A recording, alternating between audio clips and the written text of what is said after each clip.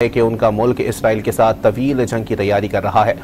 अपने नाज़रीन को यहाँ पर अपडेट कर रहे हैं कि ईरान ने इसराइल के ख़िलाफ़ अपने हमलों में मज़ीद शिद्दत लाने का ऐलान कर दिया है।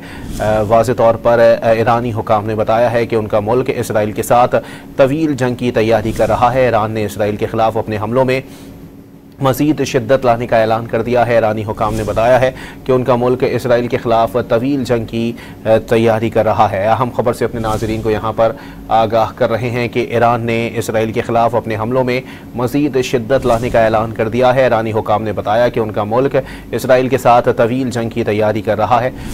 इस हवाले से ईरानी हुकाम का वाज़ेह मौक़िफ़ है कि उन्होंने अपने हमलों में जो है वो मज़ीद शिद्दत लाने का ऐलान कर दिया है। साथ ही साथ अपने नाज़रीन को एक और अहम खबर से आगाह करें कि ईरान ने हथियार डालने वाले इसराइली पायलट्स को आम माफ़ी देने का ऐलान कर दिया। ईरान की मुसल्लह अफ़वाज के जनरल कमांड ने अपने बयान में कहा है कि हथियार डालने वाले इसराइली पायलट महफूज रहेंगे।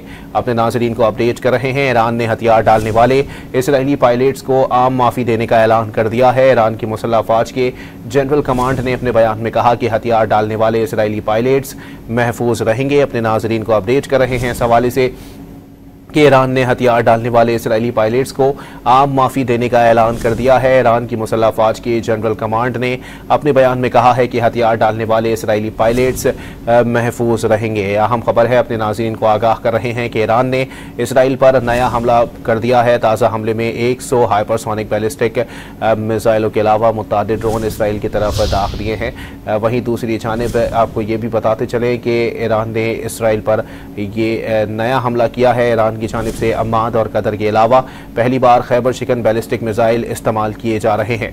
हीफा समेत इसराइल के मुख्तलिफ शहरों में सायरन बज उठे हैं। ईरानी मीडिया ने खबर दी है कि ईरान की तरफ से दागे गए मिसाइल और ड्रोन्स ने इसराइल में फौजी अहदाफ को ठीक निशाना बनाया है।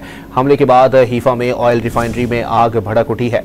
इसराइल के शुमाली इलाके में मिसाइल हमले में कम अज़ कम 4 इसराइली हलाक और मुतअद्दिद ज़ख्मी हुए हैं। ईरानी हमले के बाद पूरे इसराइल में शदीद खौफ की फिजा है। अनवर इकबाल साहब से हमारा राब्ता बहाल हुआ है। जी अनवर इकबाल साहब, बताइएगा, आलमी तौर पर ये एक जंगी बेवकूफ़ी के ऊपर बात हो रही थी। देखें, हम ये गुफ्तगू कर रहे थे कि अब जंग जिस मरहले में दाखिल हो गई है उसमें क्या होगा।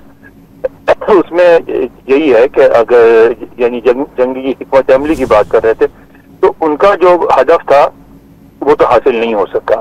ईरान को इस हद तक वीकन नहीं कर सकी, बच्चे उनकी फौजी क़यादत भी सारी मार दी, सब कुछ किया।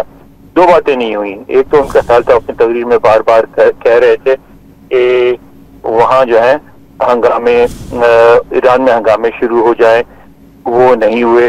और अवाम हुकूमत के खिलाफ उठ खड़ी हो, वो नहीं हुए। दूसरे वो ये कह रहे थे कि ईरान को इतना वीकन कर दिया जाए कि ईरान अपना दफा न कर सके, तो वो भी नहीं हुआ। वो दफा कर रहे हैं वो।